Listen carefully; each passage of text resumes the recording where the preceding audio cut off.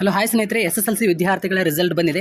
Result ಹೇಗೆ ನೋಡಬೇಕಂದ್ರೆ KRResults.nic.in ಈ ಒಂದು ವೆಬ್ಸೈಟ್ನಲ್ಲಿ ಹೋಗಿ ನೀವು ರಿಸಲ್ಟ್ ನೋಡ್ಕೋಬೇಕಾಗುತ್ತೆ. KRResults ಓಕೆ ಇಟ್ಟಿದೆ ನೋಡಿ, KRResults.nic.in ಸರ್ಚ್ ಮಾಡಿ. ಸರ್ಚ್ ಮಾಡಿದ ತಕ್ಷಣ ಕರ್ನಾಟಕ ಎಕ್ಸಾಮಿನೇಷನ್ ರಿಸಲ್ಟ್ 2024 ಅಂತದೆ. ಇದರ ಮೇಲೆ ಕ್ಲಿಕ್ ಮಾಡಿ. ಇಲ್ಲಿ ನೋಡಿ, ನಾನು ಹೇಳಿದ್ದೀನಲ್ಲ, ಇಲ್ಲಿ ಮೇಲ್ಗಡೆ ನಿಮಗೆ ಅಥವಾ ಇಲ್ಲಾಂದರೆ ಕೆಳಗಡೆ ಲಿಂಕ್ ಕೊಡ್ತಾರೆ.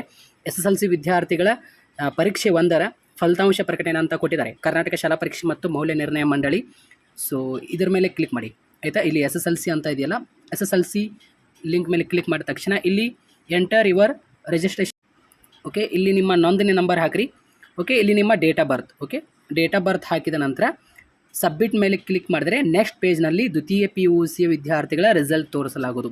ನಿಮಗೆ ಫುಲ್ ಪೇಜ್ನಲ್ಲಿ ಬೇಕಂದರೆ, ಅಂದರೆ ರಿಸಲ್ಟ್ ಏನಿದೆಯಲ್ಲ ಈ ರೀತಿ ಫುಲ್ ಪೇಜ್ನಲ್ಲಿ ಬೇಕಂದರೆ ಇಲ್ಲಿ ನಿಮ್ಮ ಕ್ರೋಮ್ನಲ್ಲಿ ಡೆಪ್ಸಟ್ ಇಲ್ಲಿ 3 ಬಟನ್ ಇದೆಯಲ್ಲ, ಇಲ್ಲಿ ನೋಡಿ, ಡೆಸ್ಕ್ಟಾಪ್ ಸೈಟ್ ಇಟ್ಕೊಳ್ಳಿ. ಓಕೆ, ಡೆಸ್ಕ್ಟಾಪ್ ಸೈಟ್ ಇಟ್ಕೊಂಡು ಫುಲ್ ಸ್ಕ್ರೀನ್ಶಾಟ್ ತೆಗೆದುಕೊಂಡು ಪ್ರಿಂಟರ್ ತೆಗೆದುಕೊಳ್ಬೋದು. ಇಲ್ಲಾಂದರೆ ನೀವು ಕಂಪ್ಯೂಟರ್ ಸೈಬರ್ ಸೆಂಟರ್ನಲ್ಲಿ ಹೋಗಿದರೆ ನಿಮಗೆ ತೆಗೆದುಕೊಡ್ತಾರೆ ಅವರು ಪ್ರಿಂಟ್ಔಟ್. ಓಕೆ, ಸೊ ಇದರ ಏನು ರಿಸಲ್ಟ್ ಬಂದಿದೆಯಲ್ಲ, ಈ ಒಂದು ರಿಸಲ್ಟ್ ಬಂದಿದ್ದು ಮಾರ್ಕ್ಸ್ ಶೀಟ್ ತೆಗೆದುಕೊಂಡು ಹೋಗಿ ನೀವು PUC ಅಡ್ಮಿಷನ್ ಮಾಡ್ಬೋದು, ನಡೆಯುತ್ತೆ. ಓಕೆ, ಒರಿಜಿನಲ್ ಮಾರ್ಕ್ಸ್ ಕಾರ್ಡ್ ಬರೋಕ್ಕೆ ಲೇಟ್ ಆಗುತ್ತೆ.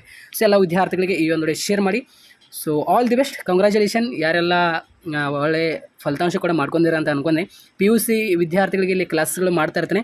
ಸೊ ಚಾನಲ್ಗೆ ಸಬ್ಸ್ಕ್ರೈಬ್ ಮಾಡ್ಕೊಳ್ಳಿ. ಡೆಫಿನೆಟ್ಲಿ PUCನಲ್ಲಿ ಕೂಡ ನೀವು ಒಳ್ಳೆಯ ಫಲಿತಾಂಶ ಮಾಡ್ಕೋಬೋದು. Thank you so much.